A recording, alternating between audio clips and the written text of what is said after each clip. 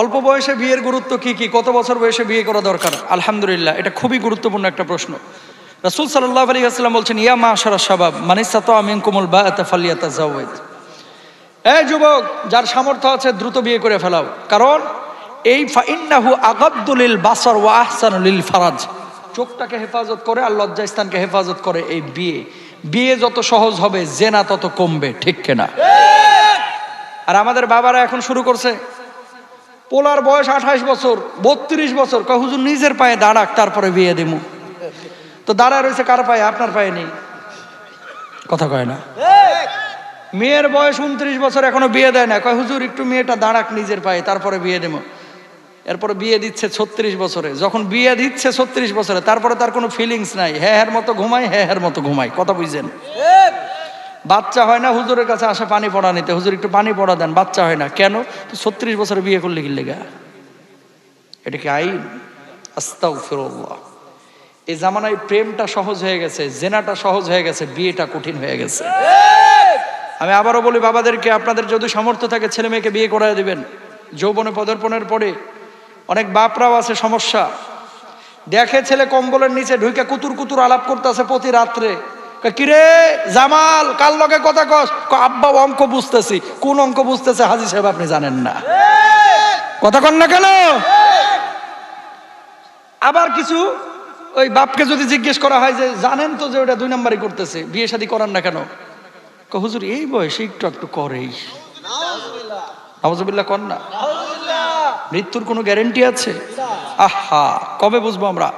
যুবক, তোমাকে বলি, বিয়ের সম্পর্ক টাকার সাথে না, বিয়ের সম্পর্ক ক্যারিয়ারের সঙ্গে না, বিয়ের সম্পর্ক সার্টিফিকেটের সঙ্গে না, বিয়ের সম্পর্ক যৌবনের সঙ্গে আর দ্বীনের সঙ্গে, নবীজির সঙ্গে, আল্লাহর সঙ্গে, ঠিক কিনা?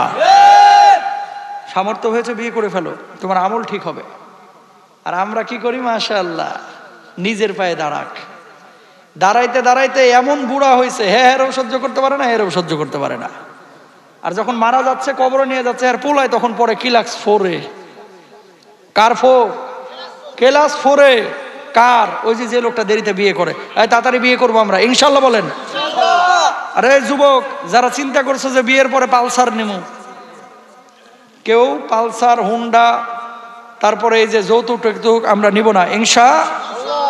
বিয়েটাকে সহজ করেন, তাহলে জেনা কমে যাবে।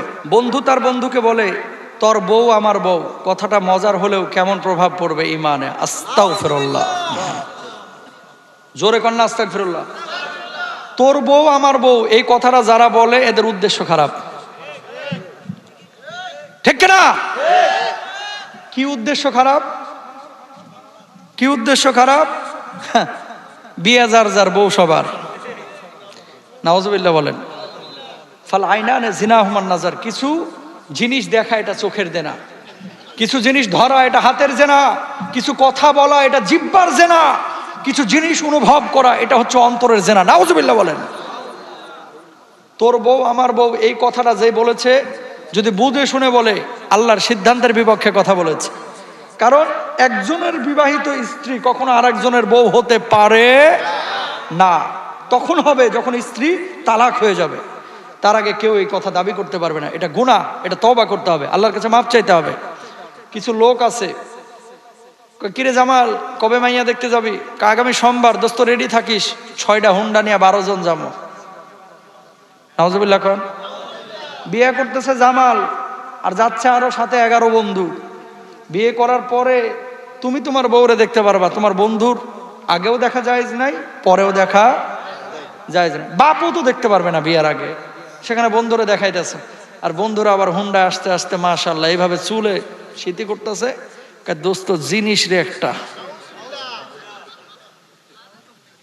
নাউজুবিল্লাহ কন্যা।